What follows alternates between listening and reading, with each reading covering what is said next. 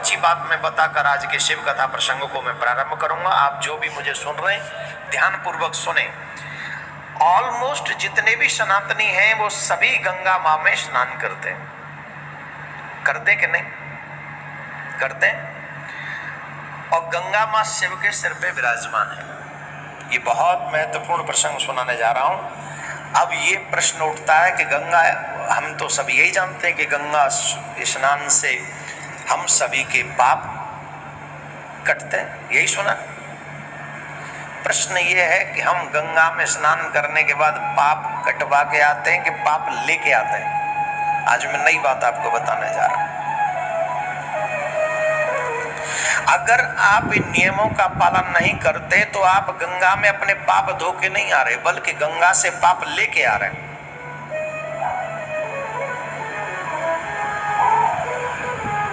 और मैं इतना कह सकता हूं कि निश्चित तौर पे इनमें से कुछ न कुछ अवगुण तो हम सभी कर बैठते हैं।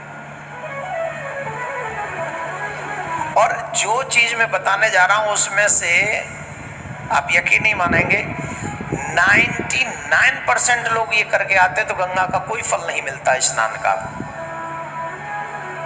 आज जब मैं कहीं सुन रहा था, पढ़ रहा था, तो मुझे लगा कि ये बात मुझे अपने सनातनियों को बतानी चाहिए, क्योंकि सनातनी ये गलती करते ही हैं। और ये गलती करने से अगर आप नहीं रुके तो आप कितनी भी गंगा नहा लो, शास्त्र ही तो कहते हैं गंगा में स्नान से पाप कटते हैं, तो वही शास्त्र ये भी कहते हैं कि ऐसा करते हो तो पाप लगते हैं। और यहां वो सब करके बैठे होंगे इनमें से, बताऊं कि नहीं? नहीं, रहने दो। देखो, पहले तो गंगा स्नान का पुण्य समझो, लाभ क्या है। गंगा स्नान करने से लाभ क्या मिलता है? तो गंगा स्नान का लाभ यह है कि जब मनुष्य अपने मन में यह धारणा करके जाता है कि मैं गंगा स्नान करने जा रहा हूं, तो जितने कदम वो पैदल चलता है, एक एक कदम पे उसे राजसी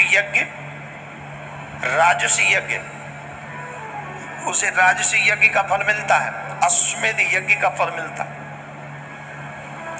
जितने कदम वो गंगा की तरफ नंगे पांव बढ़ाता है, उतने ही कदमों पे उसे अश्वमेध और राजसी यज्ञ का फल मिलता है। तो कितना बड़ा महात्मा है, कितना बड़ा महात्मा है। लेकिन बात यह है, नंगे पांव जाए तो, नंगे पांव जाए तो, और अगर पैरों में चप्पल पहनी हो, उसने जूते पहने हो, तो आपके उस स्नान के पुण्य का आधा 50% लाभ आपकी चप्पलों को लगता है। ऑलमोस्ट हर की पैड़ी पे ही उतरती है चप्पल, आप याद कीजिए, हम गलत नहीं कह रहे। तो 50% आपका फल आपकी चप्पल ले गई। दूसरी बात, जो लोग गाड़ी में जाते हैं बैठकर, वाहनों में जाते हैं बैठकर, गंगा के तट तक बैठकर जाते हैं, 50% वो उसको गाड़ी को फल मिल जाता है आपका, क्योंकि आपको लेके वो गया, वाहन लेके गया। तो 50% चप्पल ले गई, 50% गाड़ी ले गई, और गंगा में डुबकी लगाई तुमने, तुम्हें क्या मिला? तुम तो जैसे गए थे वैसे जीरो के जीरो रहे, राइट? तो फिर लाभ क्या हुआ? इसीलिए गंगा से कुछ दूरी पर अपने वाहन को छोड़ देना चाहिए और नंगे पांव वहां से गंगा में स्नान करने के लिए जाना चाहिए। और ऐसे ही नहीं जाना चाहिए, ऐसे ही नहीं जाना चाहिए। गंगा में आप जाएं, पहले पूजन करें, पूजन करके फिर आचमन करके संकल्प करके उस गंगा में चरण रखें। तो जिस समय आप गंगा में चरण रखते हो उस समय आप नारायण हो जाते हो। जब गंगा को आप अपने किसी पात्र में लेते हो उस समय आप ब्रह्मा हो जाते हो। और जब डुबकी लगाते हो, जब वो गंगा आपके सर पे आती है, तो उस समय आप विष्णु महेश हो जाते हो। इतना बड़ा फल मिलता है गंगा के स्नान का। लेकिन एक और बात है, बड़े सावधानी पूर्वक सुनेंगे। 50% चप्पल, 50% गाड़ी ले गए, तो गाड़ी दूर खड़ी करें, 1-2 किलोमीटर कम से कम पैदल जाएं। वहीं से नंगे पांव जाएं तो आपको पूरा फल मिलेगा। दूसरा, गंगा में कुल्ला न करें, गंगा में वस्त्र न धोएं, गंगा में अपने शरीर को मले नहीं। गंगा पाप धोती है, मैल नहीं। बहुत गजब की बात, हमने ऐसे नहीं कह रहे, शास्त्रों में लिखा है जो व्यक्ति कुल्ला इत्यादि करता है उसे पाप लगता है। और तो और कई लोग तो इतने मूर्ख हैं कि गंगा के तट पर ही बैठकर शौच इत्यादि कर लेते हैं और वहीं मल साफ कर लेते हैं गंगा के जल से।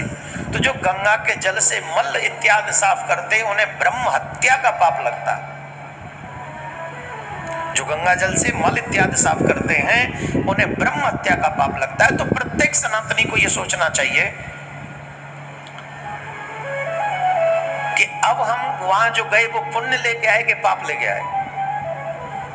पुण्य या पाप?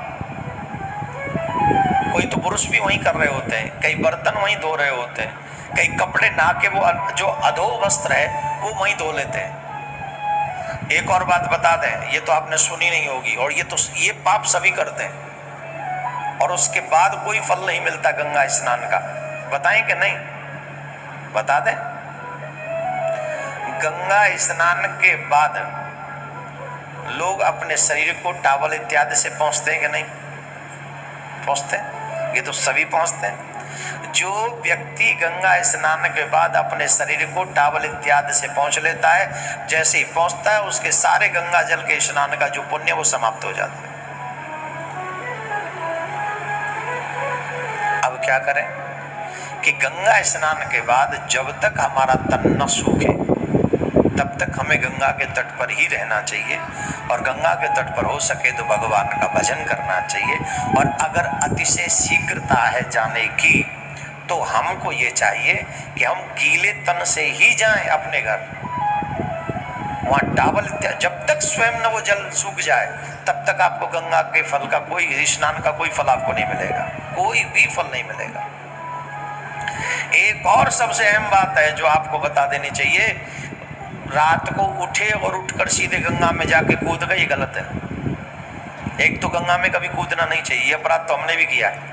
हम अपना अपराध भगवान से माफी मांगते आज सबके सामने।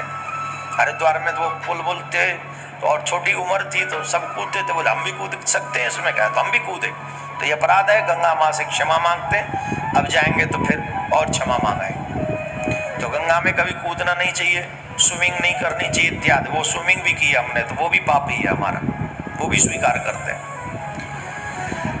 गंगा में हमेशा स्नान करके जाओ अपने घर से, और फिर बाद में जाके गंगा में स्नान करो, तब जाके आपको पूर्णतः गंगा के स्नान का फल मिलता है। और बड़ा सुंदर है, नमामि गंगे तव पाद पंकजम सुरासुरै वंदित दिव्य रूपम भक्तिम मुक्तिम च ददासि नित्यम भावानुसारेण सदा नराणाम।